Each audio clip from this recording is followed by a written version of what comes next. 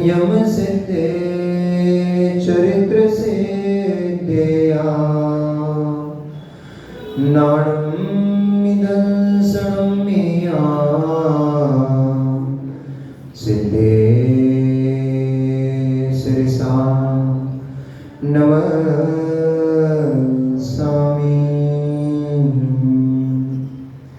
सिद्धं संपूर्णभव्यर्थं सिद्धे कारणमुत्तमं दर्शन ज्ञान चारित्र प्रतिपादिकं नमो अरिहन्ताणं नमो सिद्धाणं नमो आयर्याणं नमो वज्रायाणं नमो सविसाहुणं।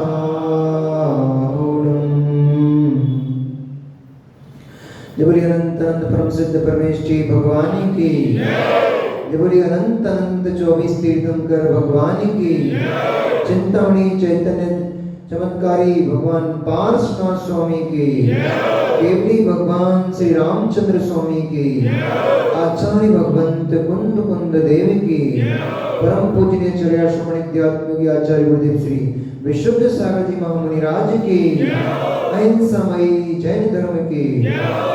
श्री सच्चिदानंद महाराज की। संघ की। मनुष्यों, वर्तमान शासन आया। भगवान वर्तमान स्वामी के शासन काल में हम सभी प्रभु जी यहाँ विराजते हैं। परम भंडारक महाश्रवण उन भगवान वर्तमान स्वामी के मुख कमल से निश्चित भागववादिनी भगवती वचनवाणी का हम सभी भव्य जीव यहाँ करुणांजलि लगा करके पान कर रहे हैं। यह भागववादिनी, यह भगवती वचनवाणी सभी जीवों का कर्मों का क्षय करे, सभी जीवों का कल्याण करे, सभी जीवों का मोक्ष मार्ग प्रशस्त करे।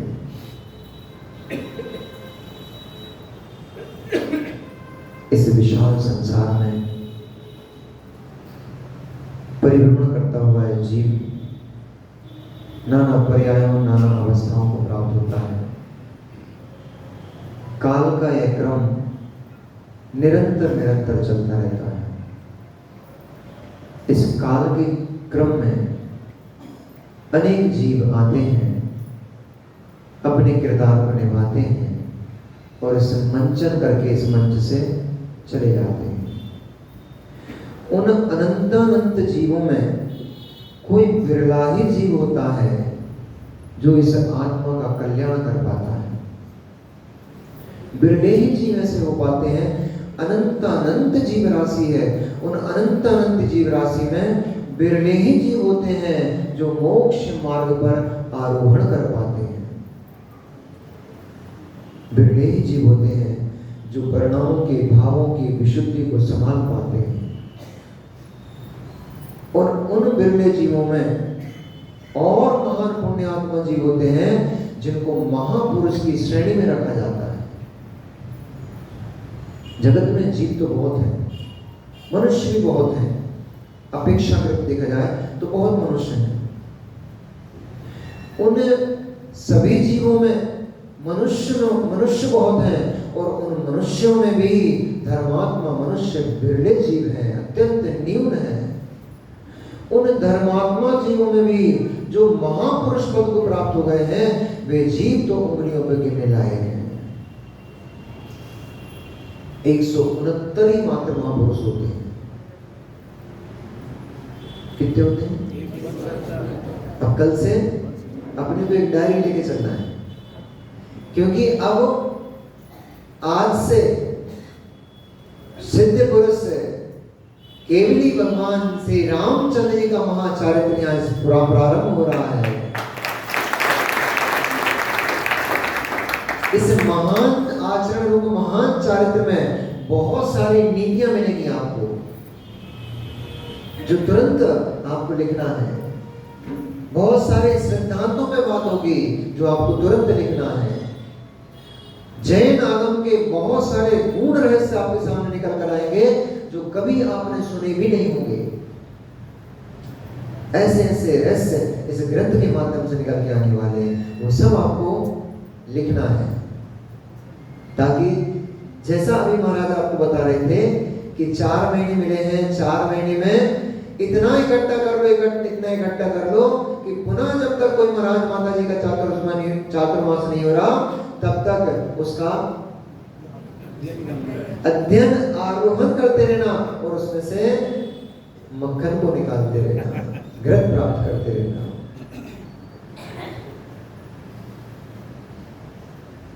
महापुरुषों का चारित्र महान होता है, महान पुरुषों का चारित्र महान होता है, इसीलिए सदियों सदियों युगों युगों तक उन जीवों को याद रखा जाता है।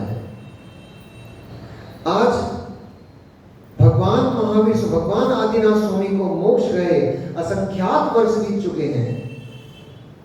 क्या भगवान आदिनाथ स्वामी के समय में कोई और जीव नहीं थे? और नहीं थे कोई जीव? क्या 4, 5, 6 जीव थे क्या जिनको आप गिनते हो? भरत, बाहुबली, आदिनाथ, थोड़ा और चले जाओ तो ऋषभदेव, मरुदेवी, ब्राह्मी सुंदरी और नीलांजना, 2-4 कैरेक्टर्स और जिनको आप गिन लेते हो। उस समय क्या और लोग नहीं थे? इतने ही लोग थे। पर आज असंख्यात वर्ष बीतने पर भी आज भगवान आदिनाथ स्वामी को क्यों यहाँ पे स्मरण किया जाता है? क्योंकि वे पुराण पुरुष थे, महापुरुष थे। भगवान रामचंद्र स्वामी को आज यहाँ पर आप लोग बैठकर इस मंडप में, इस हॉल में क्यों याद कर रहे हो? क्योंकि वे बलभद्र महान पुरुष थे, पुराण पुरुष थे। इसलिए आज उनका चारित्र यहाँ बैठ करके उनके चारित्र का गान आज भी आप यहाँ पर बैठ के करते हो। पुराण पुरुषों का जो चारित्र होता है वह पुराण पुरुषों का चारित्र, उन पुराण पुरुषों का चारित्र श्रवण मात्र से, उनका स्मरण करने मात्र से पाप कर्मों की निर्जरा हो जाती है, पुण्य कर्मों का आश्रय बंद हो जाता है। इसलिए जो लोग ये मान बैठे हैं कि ये तो कथा कहानियां हैं, किस्से हैं, वो तो होके चले गए, उनसे हमें क्या प्रयोजन पड़ता है? मित्र, बहुत प्रयोजन पड़ता है। ध्यान से सुनना, क्योंकि अभी विषय अपने दूसरे चलेंगे। अभी तक अब जो आप सुनते आए हो, अब विषय परिवर्तित हो रहा है अपना, अब कथा रूप में प्रवचन होगा। तो जिन लोगों की ये मान्यता है ये तो कथा पुराण है, कहानियां हैं, इनसे पढ़ने से क्या लाभ? इनके पढ़ने से बहुत लाभ है, बहुत लाभ है। क्योंकि जिस व्यक्ति को क्रिकेटर बनना होता है उसका आइडल कौन होता है? विराट कोहली होगा, सचिन तेंदुलकर होगा, या फिर अपना कोई आदम, पता नहीं, हमारे ठीक है। उनका आदर्श उस क्षेत्र का ही विशेषज्ञ होगा, ना कि कोई डॉक्टर होगा, कोई इंजीनियर होगा। किसी को सीए बनना है वो उसके विशेषज्ञ के पास जाकर के मिलेगा। ऐसे ही जिन जीवों को भगवान बनना है उनको केवल भगवान का चारित्र पढ़ना ही पड़ेगा, उनको पुराण पुरुषों से मिलना ही पड़ेगा। क्योंकि बिना पुराण पुरुषों से मिले आप महान नहीं बन सकते। महानता सीखना है तो उन पुराण पुरुषों के पास जाना ही पड़ेगा जिन्होंने अपने जीवन में उस महानता को हासिल किया है, प्राप्त किया है। कैसा उन महान जीवों का चारित्र होता है? क्या उनके ऊपर कभी परिस्थितियां नहीं विपरीत पड़ी क्या?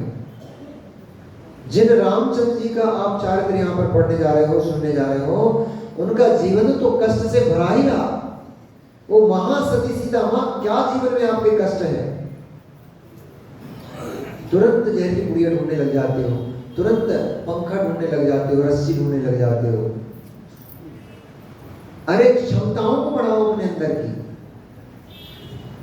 चिंतन को बढ़ाओ, सोच को विराट करो, विशाल करो। आपके जीवन में मां क्या कष्ट है? सती सीता का जीवन कितना कष्ट में रहा। कैसे कैसे दिन उस जीव ने देखे। स्त्री पर्याय में, भैया इनको अबला मत कहा करो, ये बहुत बड़ी बला है। महिला महिला महिला जो पूरे ब्रह्मांड को हिलाने की शक्ति रखती है, उसका नाम महिला है। इसको अबला मत कहो, सबला है, बहुत बलशाली है। अरे इस महिला में भी भगवान बनने की शक्ति मौजूद है, इसको अबला कैसे कहते हो? मिलो जरा सीता के चारित्र से। स्त्री पर्याय में गर्भिणी कोख में बच्चों को लेकर के वह वन वन घूम रही है, जंगल जंगल घूम रही है। उनके पास तो सुलभ से सुलभ साधन थे, कहीं की भी पर्वत की चोटी से कूद जाती, प्राणायाम कर लेती अपने, कहीं से भी नदी में कूद जाती, समुद्र में कूद जाती। उनके पास कौन से साधन कम थे, लेकिन उन्होंने कभी आत्महत्या का प्रयास नहीं किया, प्राणों के हरण का प्रयास नहीं किया। वो इस बात को जानती थी, तत्व निर्णय थी, तत्व की ज्ञानी जीव थी। उनको इस बात का मालूम था, उनको इस बात का मालूम था कि कर्म सिद्धांत नहीं है। कर्म यदि मुझे परेशान करेगा, कर्म यदि मुझे कष्ट देगा, मैं इस पर्याय को छोड़कर के किसी भी पर्याय में चली जाऊंगी, जहां भी जाऊंगी पर्याय छूटेगी, लेकिन कर्म छूटने वाला। जहां पहुंचूंगी, जहां जाऊंगी, उसी ही पर्याय में ये कर्म मुझे कष्ट देगा, मुझे पेर लेगा। इसलिए अभी मेरे पास बुद्धि है, अभी मेरे पास बुद्धि है, अभी मेरे पास विवेक है, मेरे पास ज्ञान का क्षोभ है, शरीर में बल है, आने दो कष्टों को, जितने भी कष्ट आते हैं आज मैं बुद्धिपूर्वक इनको सहन कर लूंगा क्षमता से, तो कल इन कर्मों की निर्जरा हो जाएगी, इन कर्मों से मैं खाली हो जाऊंगा। ऐसा चिंतन करते हुए वह सीता वन वन घूमती रही, जंगल जंगल में कष्टों को भोगती रही, लेकिन कभी आत्महत्या का प्रयास नहीं किया। और सम्यक दृष्टि जीव ऐसा प्रयास करते भी नहीं, जिन्हें इस बात का ही भान नहीं है कि ऐसा दुष्कृत्य करने से मेरा कुमरण हो जाएगा, दुर्गति हो जाएगी। जिसको अपनी दुर्गति से ही भय नहीं है, उसको सम्यक दृष्टि हम कैसे कहेंगे? वो तो मिथ्या दृष्टि ही हो सकता है। इसलिए सभी लोग आज भगवान रामचंद्र जी का चारित्र अपन यहाँ पर वाचन करने जा रहे हैं, पढ़ने जा रहे हैं, तो इस शुभ अवसर पर कम से कम, क्योंकि कोई भी ग्रंथ जब हम प्रारंभ करते हैं तो उपधानाचार्य नाम का विनय होता है, और उस उपधानाचार्य पूर्वक जब हम ग्रंथ को पढ़ते हैं तो वही ग्रंथ में अनंत फलदायक हो जाता है। सामान्य से इसी कथा को आप श्रवण करोगे, आपको यदि पहले स्वर्ग का बंधुरा होगा, उपधान पूर्वक इसी ग्रंथ का आप स्वाध्याय करोगे, श्रवण करोगे, यही आपको 5वें छोटे और ऊपर के स्वर्ग में पहुंचा देगा। बहुमानाचार का, उपदानाचार का बहुत फल प्राप्त होता है, विनय का बहुत फल प्राप्त होता है। इसलिए अब अपन इस ग्रंथ को विनय पूर्वक और उपदानाचार पूर्वक अपन यहाँ पर श्रवण करेंगे।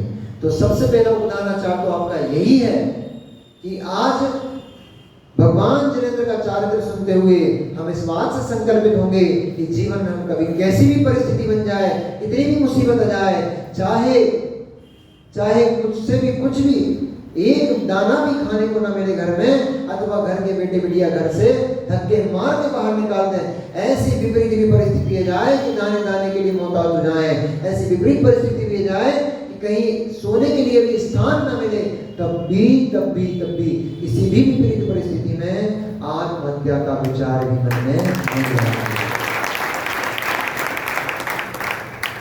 और कौन नियम करेगा इसका?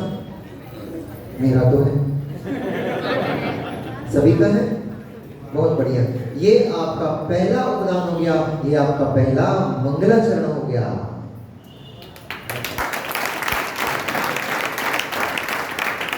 अब दूसरा उपदान प्रत्येक व्यक्ति को अपना अपना स्वतंत्र करना है कि जब तक ग्रंथ का वाचन चल रहा है, जब तक ग्रंथ का यहाँ पर वाचन चल रहा है, तब तक के लिए सभी कोई ना कोई एक वस्तु का त्याग अवश्य करना, चाहे भोजन में हो, चाहे कोई वस्तु खरीदने बेचने में हो, कुछ भी, वस्त्रों का भी हो सकता है, कुछ भी कोई भी एक नियम आपको अवश्य लेना है। जब तक ग्रंथ का यहाँ पर वाचन चल रहा है तब तक के लिए हमारा इस वस्तु का प्रतीक्षान है।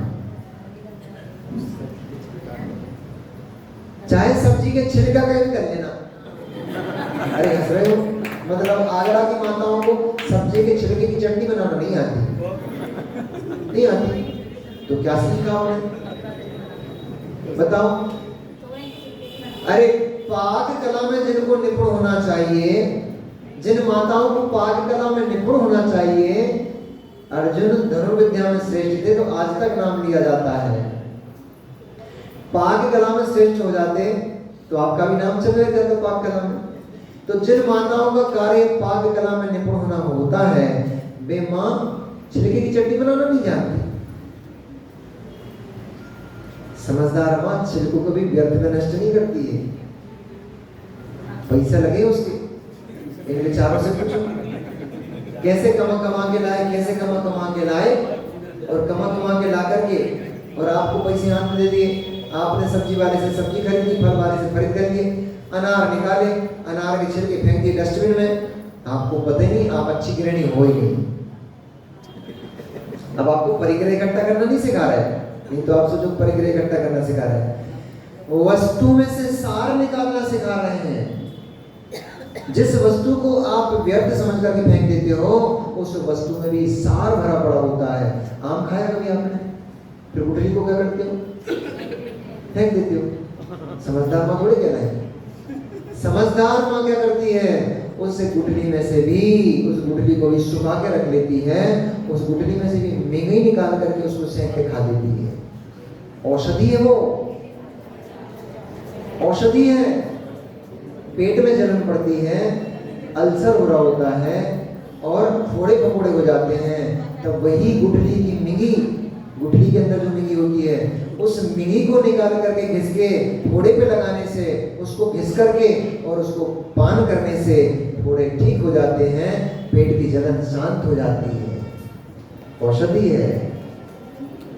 सार में से सार निकालना जो सीख लेता है, वही जीव यश को प्राप्त होता है, सम्मान को प्राप्त होता है।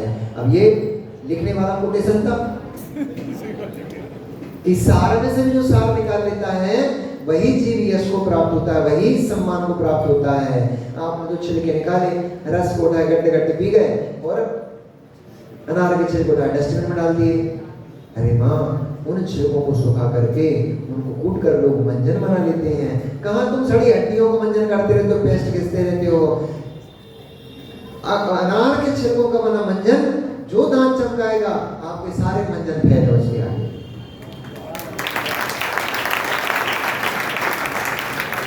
अब गृहस्थी भी हमें सिखाना पड़ेगी क्या आपको, बताओ अनिल भैया। इन माताओं को गृहस्थी की हमें सिखाना पड़ रही है कि गृहस्थी में कैसे जिया जाता है। मेहनत तो बहुत लगी। क्या पैकिंग वाला जमाना है ना, पैकिंग से आगे उन्होंने कहा पेस्ट खरीदूंगा, बेटे को 50 करोड़ पकड़ाया, चार बेटा एक पेस्ट खरीद के लिया, बाजू की दुकान से वो पेस्ट खरीद के लिया, हो गया शुरू। अरे आपके घर में औषधि है, दांत खराब नहीं होंगे कभी। उस छिलके से मंजन बनाते हैं लोग, उसमें थोड़ा सा उसमें थोड़ा सा कपूर डाल लेते हैं, थोड़ा सा लौंग डाल लेते हैं, दालचीनी डाल लेते हैं, हल्दी डाल लेते हैं। वही मंजन आपके लिए औषधि का काम करता है। जिन व्यक्तियों के दांत खराब हो रहे होते हैं, उनके दांत मोतियों से चमकने लग जाते हैं और मसूड़ों की बीमारियां खत्म हो जाती हैं। आपको निकालने नहीं आता है, मंजन बनाना नहीं सिखा रहे हैं। रस में से व्यर्थ की जो आप फेंक देते हो, उसमें से सार निकालना सिखा रहे हैं। इस शरीर को नष्ट कर डालोगे, भोगों की नाले में उसको फेंक डालोगे, बहा डालोगे, इसमें बहुत सार भरा पड़ा है। केवल इंद्रिय भोग ही इस देह में सार नहीं है, इस देह से परमात्मा पद को प्राप्त करना इस देह का सार है। आप लोग सुन रहे होंगे महाराज मंजन बनाना सिखा रहे हैं, हम तो राम कथा सुनने आए थे।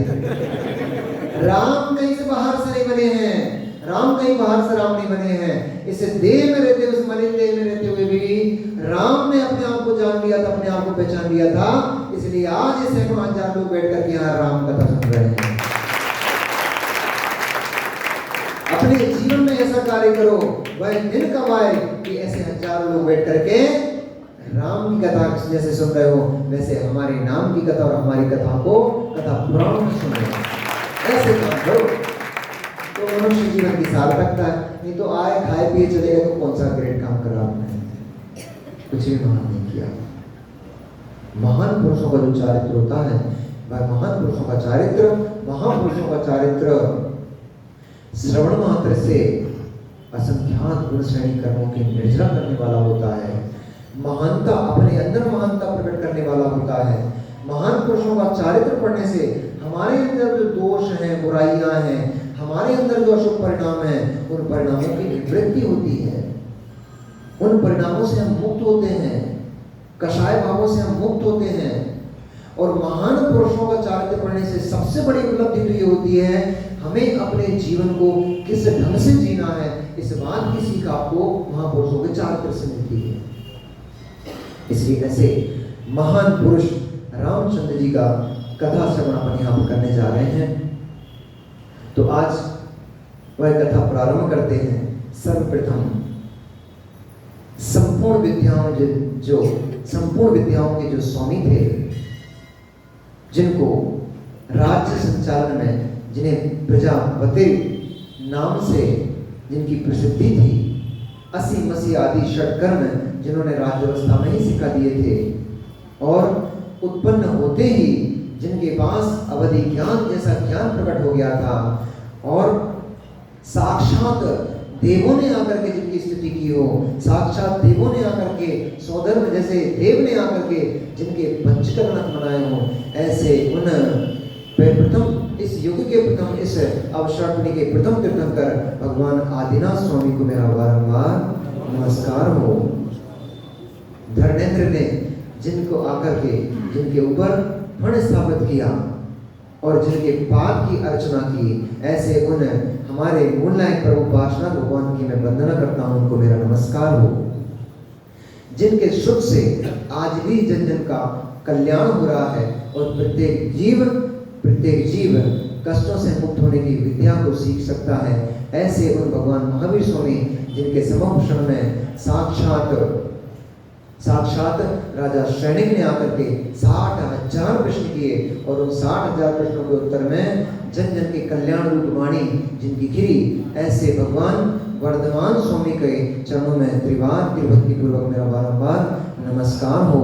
और अनेक जो गणधर पर निष्ठे हुए आराध्य आचार्य भगवंत हुए, उनके चरणों में भी मेरा बारंबार नमस्कार हो, नमस्कार हो, नमस्कार हो। आचार्य भगवंत गणधर परमेष्ठी इंद्रभूति गौतम स्वामी, उनसे वाणी को सुनकर आचार्य भगवंत सुधर्माचार्य जी, और उनसे वाणी को सुनकर आचार्य भगवंत श्रीधर स्वामी, उन्होंने इस परंपरा को आगे बढ़ाते हुए आचार्य भगवान रविशंकर स्वामी ने इस ग्रंथ की रचना की। उनके चरणों में भी हमारा कोटि कोटि बारंबार नमस्कार हो, नमस्कार हो, नमस्कार हो। हे भगवान, हे भगवान, मैं छदमस्त हूँ, मैं पापी हूँ, मैं अज्ञानी जीव हूँ। मेरा सामर्थ्य नहीं है कि ऐसे आपके महान पुराण का मैं व्याख्यान कर सकूँ।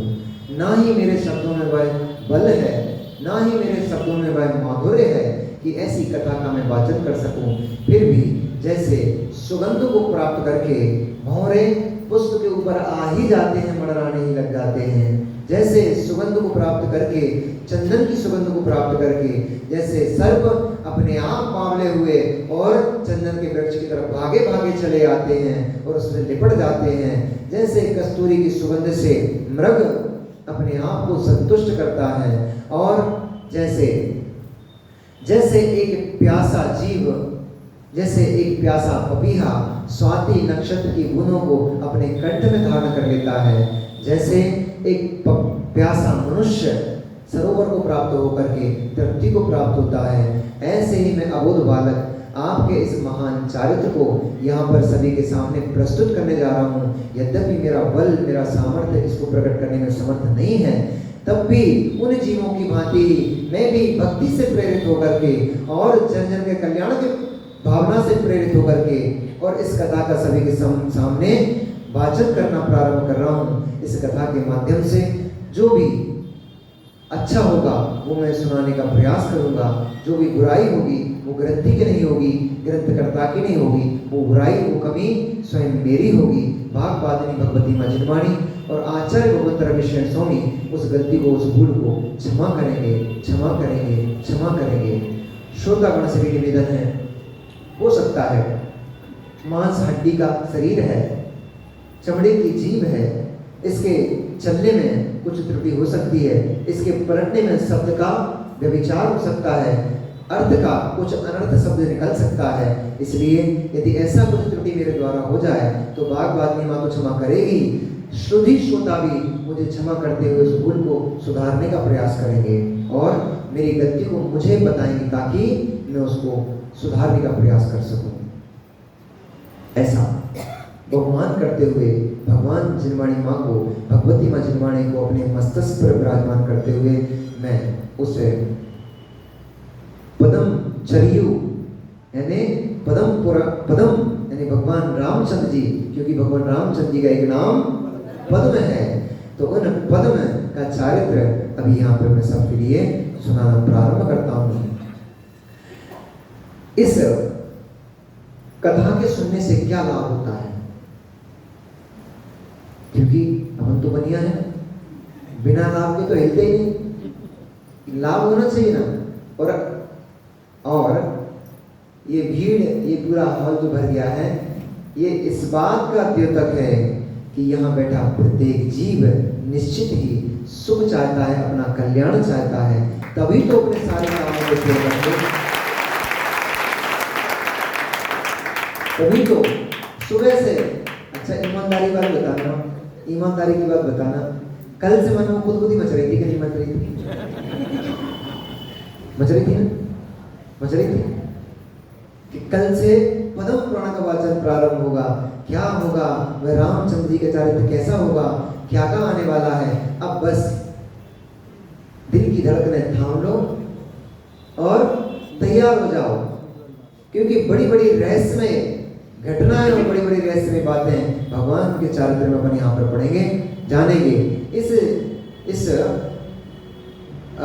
रामचंद्र जी का चारित्र पढ़ने से और सुनने से क्या लाभ है? सबसे बड़ा लाभ तो ये होता है कि आपका जो मिथ्या ज्ञान है वह मिथ्या ज्ञान सम्यक ज्ञान रूप में परिणत होता है, सबसे बड़ा लाभ। दूसरा लाभ ये होता है आपको विज्ञान की प्राप्ति होती है। दूसरा लाभ ये होता है कि हमारे मन में, हमारे परिणामों में जो अशुद्धि होती है, भगवान का चारित्र पढ़ने से वह अशुद्धि नष्ट हो जाती है और विशुद्धि का संचार होना शुरू हो जाता है। अभी अनुभव कर रहे हो नहीं कर रहे हो? ऐसा लग रहा है कि अभी हम पापों से एकदम मुक्त हैं, हम कुछ खाली से होते जा रहे हैं, हल्के होते जा रहे हैं, नहीं लग रहा? आपको पता नहीं लग रहा है, नहीं लग रहा? मुझे तो लग रहा है, मुझे तो लग रहा है। वास्तव में समोषण में ही बैठे हैं, क्योंकि वहीं से प्रारंभ हो रही है। भगवान महावीर स्वामी का समोषण लग गया है और अब राजा श्रेणी समोषण में प्रवेश करने जा रहे हैं। तो इस कथा से कर्मों का क्षय होता है। दूसरा, इस कथा के श्रवण से यश की प्राप्ति होती है। कैसे होती है? क्योंकि जब इस कथा को आप जानोगे, समझोगे, पढ़ोगे, तो जैसा रामचंद्र जी का चारित्र था, हम भी वैसा बनने का प्रयास करेंगे, और जब हम उनके जैसा बनने का प्रयास करेंगे तो अपने आप जगत में आपका यश फैल जाएगा, कुछ करने की आवश्यकता नहीं है। तीसरा, कथा श्रवण करने से और कथा पढ़ने से, सुनने से, कथा को अपने अंतरंग में धारण करने से आपके शरीर की स्थिति युगों युगों तक रहती है। आज भी देखो, रामचंद्र जी कब हुए? कब हुए रामचंद्र जी? क्या हुए? रामचंद्र जी कब हुए थे? भगवान मुनि सुब्रतनाथ स्वामी के समय में मुनि सुब्रतनाथ स्वामी के समय को गुजरे कई हजार नहीं लाखों करोड़ों और वो खरबों वर्ष हो चुके हैं, तब भी आज भी राम जीवित हैं, है कि नहीं? आज भी राम जीवित हैं। तो उनके कथा श्रवण से, उनके चारित्र को धारण करने से युगों युगों तक हमारे शरीर की स्थिति बनी रहती है। उनके चारित्र को प्रभावित होकर के हम संयम को ग्रहण करते हैं, चारित्र को ग्रहण करते हैं, और हमारा यह शरीर उस संयमी के रूप में युगों युगों तक प्रतिष्ठित रहता है। विमल सागर जी चले गए, शांति सागर जी चले गए, तब भी आज भी पूज रहे हैं ना, कि नहीं पूज रहे? क्यों? क्योंकि इस चारित्र को उन्होंने धारण कर लिया था। इस चारित्र को धारण करने से वे आज भी पूज्यता को प्राप्त हो रहे हैं। और चलिए बैठो भैया, काटा नहीं बना, फूल बने। और मन निर्मल होता है। जो कर्म का, जो पाप कालिमाएं इस मन में चल रही होती हैं, वे पाप कालिमाएं शांत हो जाती हैं। और जो विषय वासनाएं, इंद्रिय भोग, इनमें ही इस मन की जो प्रवृत्ति चल रही होती है, वो कथा के श्रवण से शांत हो जाती है। और इस जीव को परम आनंद की प्राप्ति होती है और परम सुख की प्राप्ति होती है। मन निर्मल हो जाता है। ऐसे उन भगवान श्री रामचंद्र जी का चारित्र अपन यहाँ प्रारंभ कर रहे हैं। कैसे थे वे राम? कैसे थे वे राम? मर्यादा पुरुषोत्तम थे। इसलिए तो आज भी राम के चर्चे होते हैं, क्योंकि वे राम मर्यादा में जिए थे। मित्र मित्र मर्यादा का जब जब उल्लंघन करोगे तब तब विनाश को प्राप्त हो जाओगे। मर्यादा में जियोगे तो जीवन यशमय होगा। ये हमारी माताएं, माँ जब विवाह हुआ था वो घर में आ पाई थी, तो मोहल्ले की बहुत सारी महिलाएं आके हरे हरे फ्रूट आपके हाथ में थमा रही थी। हमारी थी, हमारी थी, आपको नहीं थमाए? नहीं दिए ना। जब घर में बहू बन के आई थी, मोचाइने को बुला हुआ हो रहा तो आपका क्या होता है? मुंह दिखाई। हाँ, उसको ही मोचाना बोलते हैं। बुंदेलखंड में मोचाना बोलते हैं और मुंह दिखाई बोलते हैं। तो मुंह दिखाई में मजा नहीं आया ना, मोचाने अच्छा लगा। तो जब मोचाने को बुला हुआ हो रहा तो ये हमारी मोहल्ले पड़ोस की माताएं और जो दूर दूर से रिश्तेदार आए थे सभी लोग, वे सभी लोग क्या कर रहे थे? उस बहू के हाथ में कुछ हरे हरे रख रहे थे और धीरे से उसका पल्लू उठा करके मुख को देख रहे थे। मर्यादा में थी। ध्यान से समझना, मुंह दिखाई की बात नहीं कर रहे हैं।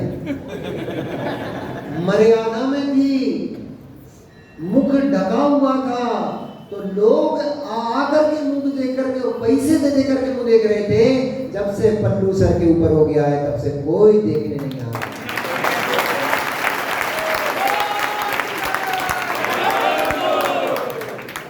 अब हमारी बिटिया, हमारी बहू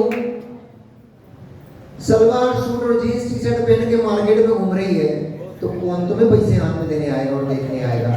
देख लिया तुम्हारे लक्षण क्या है। बुरा नहीं मानना, और हम तो कह रहे बुरा मानना। माँ को बिगाड़ोगे तो 4 मिनट रोकने भग जाने यहाँ से। हमको नहीं रोकने आए तो सत्य बोलने से खतरा है। इन लोगों को बहस होता है क्योंकि इनको आपकी रोटी का भय है। हम बोलते हैं कल से देवी ने रोटी बनाना बंद कर दिया तो इन लोगों को भय हो सकता है, ये नहीं सुधार पाएंगे आपको। हमें कोई भय नहीं है, क्योंकि हमें पता है हमारे भाग में होगी तो रोटियां 40 चक्कर काटेंगी, भाग में नहीं होगी। भाग में नहीं होगी तो मां कितनी पकवान बना के रख लो पहले गिलास में, ओम नमः सिद्धि हो जाएगा। इसलिए हमें कोई भय नहीं है। हम तो बोल सकते हैं मां जीन्स टी शर्ट में आपका शील नहीं है, गाउन और मैक्सी पहनने में आपका शील नहीं है, ये शॉर्ट्स पहन करके और कटे पिटे ब्लाउज और कपड़े पहन करके जो आप घूमते हो, इनमें आपका शील नहीं है। जो देसी परंपरा के हमारे वस्त्र हैं उनमें आपका शील है। और विश्वास मानना उन उस वेशभूषा में जियोगे तो हजारों निगाह आपके ऊपर टिकी रहेंगी, आप देखते रहेंगी। तो मुंह घूमते रहोगे तो कोई देखने वाला नहीं है। नंगे मुंह घूमते रहोगे, नंगे सर घूमते रहोगे तो कोई भी देखने वाला नहीं है, कोई पसंद नहीं करता है। सिर पे पल्लू होता है। मैं सही बताऊं? मेरे पास जैसे बहुत सारे लोग आते हैं ना, कई बार जैसे महिलाएं भी आती, माताएं आती, बहनें आती, तो मैं देख लेता हूँ और देख करके समझ जाता हूँ कि इस व्यक्ति का चारित्र कैसा है। बस उससे मैं उतनी बात करता हूँ। वैसे तो गुरुजी ने सिखाया है इन माताओं से थोड़ी दूरी बना के रखना। लुटिया डेगोरे में नंबर 1 है ये, बुरा नहीं मानना, मान जाओ कुछ नहीं, अपने सुधार करना है अपने को। तो ऐसा, ये तो मजाक की बात हो गई थी, थोड़ा क्या सब लोग गंभीर हो गए थे, इसलिए मैं सोचा थोड़ा चेंज करता हूँ माहौल को। ये तो एक माहौल परिवर्तन के लिए मैंने ऐसा बोला, लेकिन वास्तव में ये है कि यदि हम अपने चारित्र को निर्मल बना के रखना चाहते हैं, हम अपने परिणामों को, हम अपने भावों की विशुद्धि को रखना चाहते हैं बना करके, तो आपको वेशभूषा पर ध्यान देना पड़ेगा, क्योंकि आपकी वेशभूषा ही आपके परिणामों को बिगाड़ देती है। आप सब युवा रह चुके हो, युवतियां रह चुके हो, कभी आईने के सामने गए हो? कभी आईने के सामने गए हो? ये सब हमारे यहाँ भाई लोग बैठे हुए हैं, कभी आईना देखा? जिस समय पूरे वस्त्र से आपका शरीर ढका होता है, उस समय कभी आईने के सामने गए हो? और जिस समय केवल अंडरवियर पे होते हो, उस समय आईने के सामने गए हो? प्रैक्टिकल बात बता रहा हूँ मैं आपको, अनुभव की बात बता रहा हूँ मैं आपको। अर्ध नग्न शरीर लेकर के जब आप आईने के सामने जाते हो, आपके परिणाम वासना रूप होने लग जाते हैं अपने ही शरीर को देख करके। अर्ध नग्न शरीर लेकर के मित्र जब आप आईने के सामने जाते हो, आपके अपने ही शरीर को देख करके वासना रूप परिणाम होने लग जाते हैं, तो फिर दूसरे के अर्ध नग्न शरीर देख करके आप अपनी वासनाओं को कैसे बचा पाओगे, परिणामों की रक्षा कैसे कर पाओगे? इसलिए स्वयं के परिणामों की रक्षा करना है तो भी वस्त्रों को पूरा ढको, शरीर को पूरा ढको। पहले की माताओं की साड़ी इतनी नीची हुआ करती थी, भैया कल से पहले से ही ऐसे बैठना। अब पता है कि पद्म पुराण चल रहा है, तो पीछे पीछे लोग आएंगे, अपनी बेचारों के लिए स्थान मिल जाएगा, फिर हमारे आंसू भैया को बार बार खड़ा नहीं होना पड़ेगा। आओ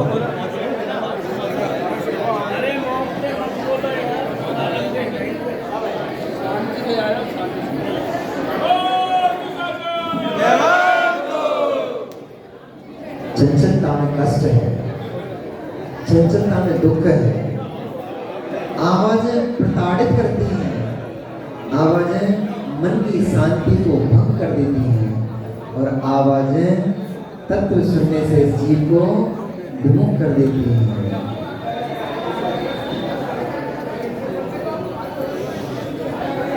अनिल भैया 5 मिनट बचे हैं, शांति से बैठो, व्यवस्था मत बनाओ। आचार्य गुरुदेव का सूत्र है व्यवस्थित रहो, व्यवस्थाएं अपने आप बन जाएंगी, क्योंकि व्यवस्था बनाने वाले व्यवस्था भंग कर देते हैं। सभी धीरे धीरे खिसक आते शांति से चुपचाप से, लेकिन जो व्यवस्था बनाने वाले खड़े हो गए पूरी व्यवस्था भंग कर दी। अरे भगवान जिनका चारित्र चल रहा है उसका आनंद तुम कहाँ खिसकाने के सुनने में लगे हो? वे तो सब किसके पड़े पहले से ही, किसके पड़े तब तो संसार में भटक रहे हैं, किसके नहीं होते तो संसार में घूमते क्या? चारित्र से किसके पड़े हैं, ज्ञान से किसके पड़े हैं, विशुद्धि से किसके पड़े हैं, इसलिए तो संसार में भटक रहे हैं। अब ज्यादा किसका किसको नहीं करना है, वो तो जो आते जाएंगे वे अपने आप बैठ जाएंगे, चिंता नहीं करो। पद में भगवान महावीर स्वामी का सम्मोहन सजा हुआ है, और भगवान पद का चारित्र उनके मुखारविंद से चल रहा है, और साक्षात श्रेणी के हाथ जोड़कर खड़े हुए। सभा की तो ये हालत तो होना ही है, सभा तो ऐसी होना ही है। चलो तो कहाँ चल रहे थे हम? इसलिए वे देखो गड़बड़ कर दी ना, वे मर्यादा पुरुषोत्तम थे, मर्यादाओं में जीते थे, इसलिए वे रामचंद्र जी आज भी आपकी आंखों के तारे बने हुए हैं, जिनको जन जन की निगाहों में वास करना है, जिनको जन जन की निगाहों में वास करना है, उन्हें अपने जीवन को नियंत्रित कर लेना चाहिए, मर्यादित कर लेना चाहिए। हमारी बेटियों के लिए विशेष कहना, बहनों के लिए विशेष कहना है, आप अपनी पलकों को झुका के चलो, लोग आपको अपनी निगाहों में बसाएंगे।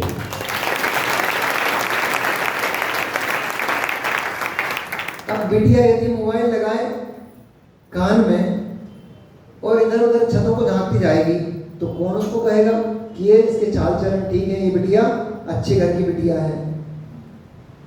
पाठशाला के बच्चे पढ़ते थे, हम आपको एक दृष्टांत बताते हैं। पाठशाला के बच्चे पढ़ते थे और वो पाठशाला की बच्चियाँ, कुछ कॉलेज वाली बच्चियाँ भी थी, कुछ स्कूल वाली बच्चियाँ भी थी।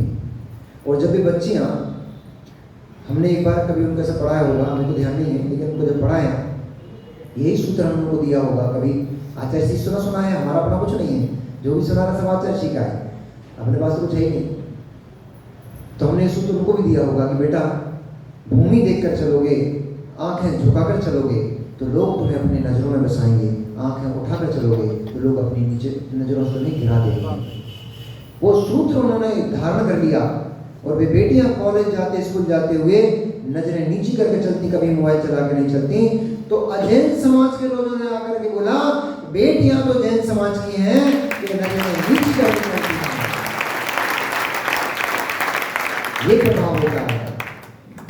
आपको, आपके पास केवल 2 आंखें हैं, आपको देखने वाली 2 नहीं, हजारों आंखें हैं, इसलिए अपनी पलकों को नीचे झुका के चलना चाहिए।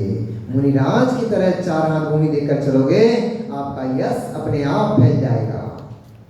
इसलिए वे राम आज भी जन जन की आंखों के तारे बने हुए, क्योंकि वे मर्यादा पुरुषोत्तम थे, मर्यादित जीवन जीते थे। वे मांस नहीं खाते थे, अभक्ष पदार्थों का सेवन नहीं करते थे, परस्त्री का सेवन नहीं करते थे, किसी परस्त्री को गलत निगाह से नहीं देखते थे। रावण को मारने वालों, रावण को मारने दशहरे पहुंच जाते हो तुरंत ही, देखने जाते हो दशहरे में रावण को जलाते हुए। अरे मित्र, उस रावण को दहन करने मत जाओ।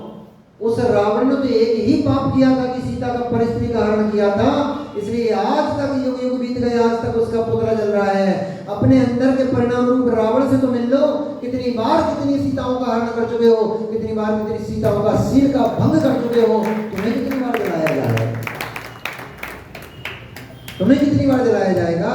पहले अपने और परिणाम रूप पुतलों का दहन कर दो, जिन्होंने पर सीताओं को निहारा था, टकटकी लगा करके आंखें फाड़ फाड़ करके दूसरे स्त्रियों को देखा था, तब जाकर के फिर रावण के बारे में कुछ सोचना।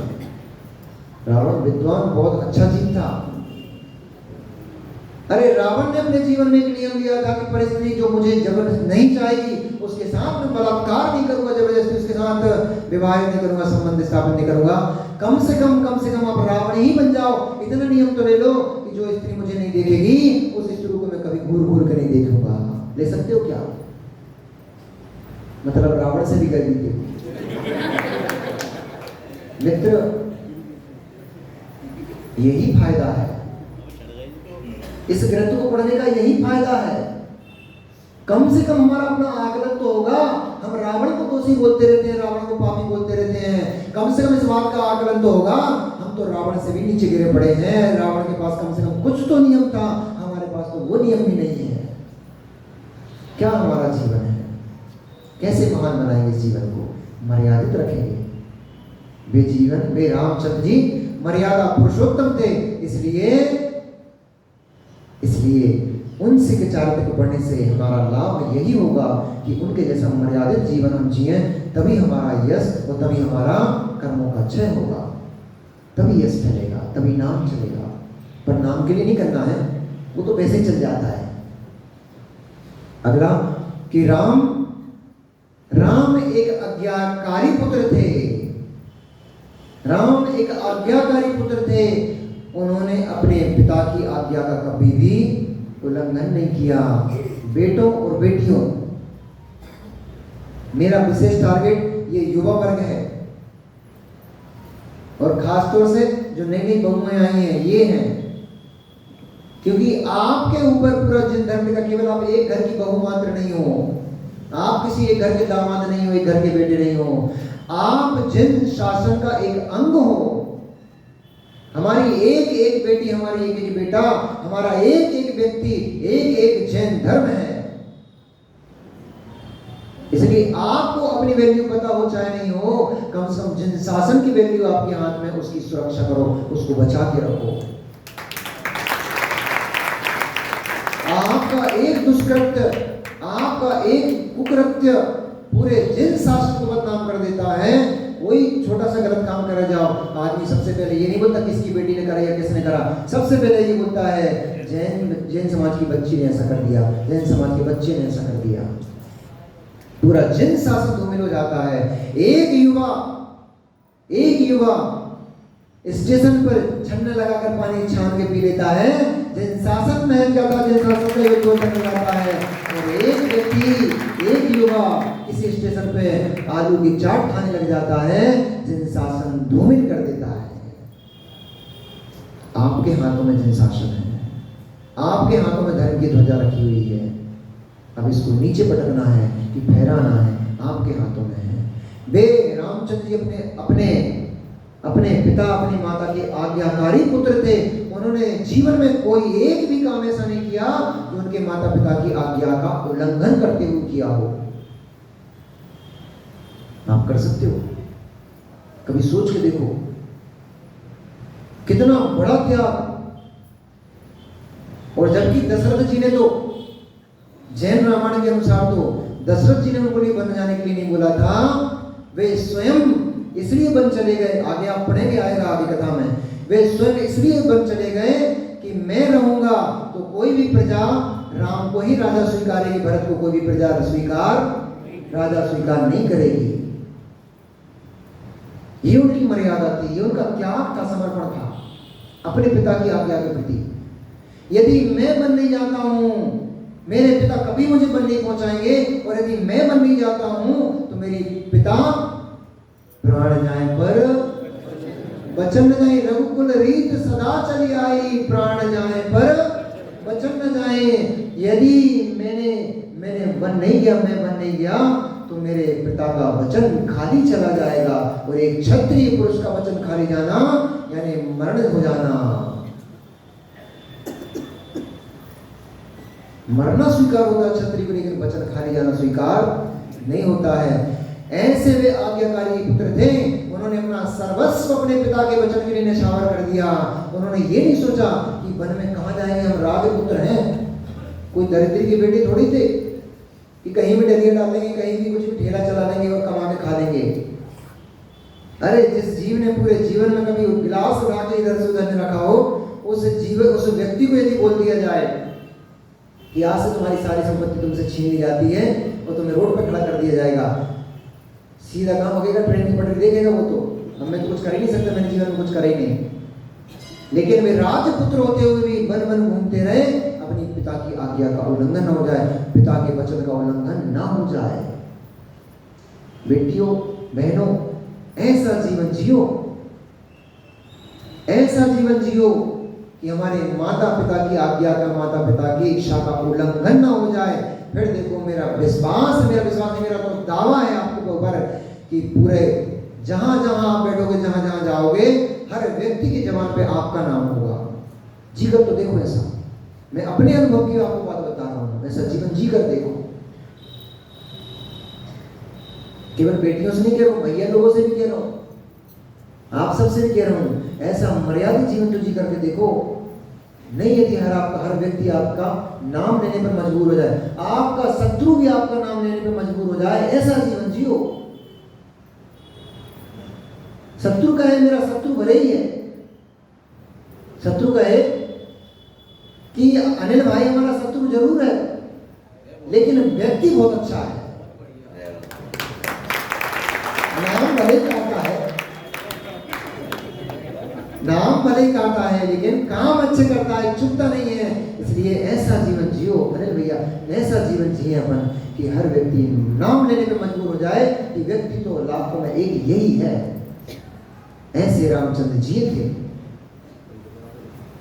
और वे रामचंद्र जी दूरदृष्टा थे, बहुत दूर की सोच रखते थे, ना कि तुरंत ही सोच रखते थे। जो जीव तुरंत की सोच रखते हैं वे घर बर्बाद कर देते हैं, वे संबंध खराब कर लेते हैं।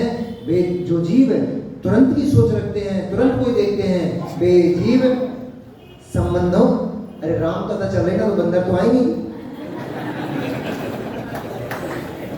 अब वानर वंशी जीव तो आएंगे ही ना, राम कथा है तो वे जीव वानर निकल गया। वे जीव जो तुरंत की सोच रखते हैं, वे जीव अपने घर परिवार का नाश कर लेते हैं, बिगाड़ कर लेते हैं, तुरंत को देखते हैं, बाद में होने वाले उसके फल को नहीं देखते। इसलिए बंटवारे हो गए हैं, इसलिए समाज में विघटन हो गए हैं, समाजें टूट गई हैं। यदि दूरदृष्टा होते तो कभी न समाजों का विघटन होता, न घर का विघटन होता, न परिवार का विघटन होता, ना ही संघ उपसंघों का विघटन होता। दूरदृष्टि नहीं है। राम के पास कितनी दूरदृष्टि थी, जो मैंने अभी आपको उदाहरण दिया कि भरत राजा बन जाएंगे, यदि मैं यहाँ रहूंगा तो कोई भी भरत को राजा स्वीकार नहीं करेगा, क्योंकि राम को राजा चाहते सब, इसलिए मुझे स्थान ही छोड़ देना चाहिए। ये सूत्र है मां, ये सूत्र है। जिन बातों से आपका घर टूटने लग जाए, जिन बातों से आपके घर बिगड़ने लग जाए, कषाय उत्पन्न होने लग जाए, तुरंत ही उस स्थान को छोड़ करके दूसरे स्थान चले जाओ थोड़ी देर के लिए। कम से कम कषाय शांत हो जाएंगी, और जब कषाय शांत हो जाएंगी तो बैठ के सम्यक निर्णय हो पाएगा। कषायों में कभी सम्यक निर्णय नहीं होता, क्रोध में कभी सम्यक निर्णय नहीं होता, राग में कभी सम्यक निर्णय नहीं होता, और अपनी लालच लोभ में कभी सम्यक निर्णय नहीं होता। राम ने लोभ नहीं किया था कि हमारा राज छिन जाएगा, सम्यक निर्णय देखा था, दूरदृष्टा थे, दूर की दृष्टि रखते थे, इसलिए वे रामचंद्र जी वन चले गए, लेकिन राज का अधिकार नहीं दिखाया। भैया ईमानदारी वाली बात, अमित भैया उदाहरण ले रहे हैं, ठीक है, आप ऐसा नहीं करते मालूम है, फिर उदाहरण ले रहे हैं। यदि आपके भाई ने, छोटा भाई है, बड़े भाई, आपके बड़े भाई ने आपके हिस्से की जमीन छीन ली होती तो क्या करते? भले ही नहीं बोल पा रहे वो, लेकिन वास्तविक तथ्य को घर घर की कहानी में पता ही है, सब यही है, यही होता। सबसे पहले तो गाली गलौज होते, लड़ाई झगड़े होते, आपस में मारा पिटी होती, तब भी नहीं सुलझता केस तो सरपंच के पास, पंचों के पास पहुंचता, और तब भी नहीं सुलझता केस तो सीधा कचहरी में खड़े हो जाते दोनों भाई। उस जमीन के सड़े टुकड़े के पीछे भाई भाई कोर्ट कचहरी में खड़े हो जाते। लेकिन धन्ना थे भगवंता, धन्य वे रामचंद्र जी, जिन्होंने इतने विशाल साम्राज्य छोड़ करके वन स्वीकार कर लिया, लेकिन भक्त से लड़ाई नहीं थी, कहीं को दोष नहीं दिया। ये तो कैसी हमारी मतारी है, कैसी माँ है तू, आज का युवा होता तो गला काट के माँ का फेंक देता, नहीं तो घर से बाहर फेंक देता धक्के मार के। लेकिन रामचंद्र जी की महानता, यही उनकी मर्यादा पुरुषोत्तमता थी, यही उनका चारित्र था कि उन्होंने ना माँ को दोष दिया, कैके को दोष दिया, ना भरत को दोष दिया, ना पिता किसी को दोष नहीं दिया, सीधे बन जाना स्वीकार कर लिया, संपत्ति का राग नहीं किया। ऐसे उन रामचंद्र जी का चारित्र सभी के लिए कर्म निजरा का साधन बनता है, साधन बनेगा। और अब आगे चूंकि समय हो गया, इसलिए हमारे जीवन को हम रामचंद्र जी के चारित्र में ढालें और उन मर्यादाओं का, उन नियमों का, उन जो रामचंद्र जी का जो आदर्श जीवन था, उस जीवन का आलोकन करके और उस जीवन का सार निकालते हुए हम अपने अंदर उन अच्छी बातों को ग्रहण करेंगे, तभी हमारा जीवन सार्थक बनेगा। अन्यथा कथा तो सुन लेंगे, आनंद भी आ जाएगा, लेकिन जीवन परिवर्तित नहीं हो पाएगा। लेकिन मेरा ये भी विश्वास है कि जिस व्यक्ति ने ये पद्म पुराण पूरा सुन लिया, उसके जीवन में परिवर्तन आए बिना रह नहीं सकता है।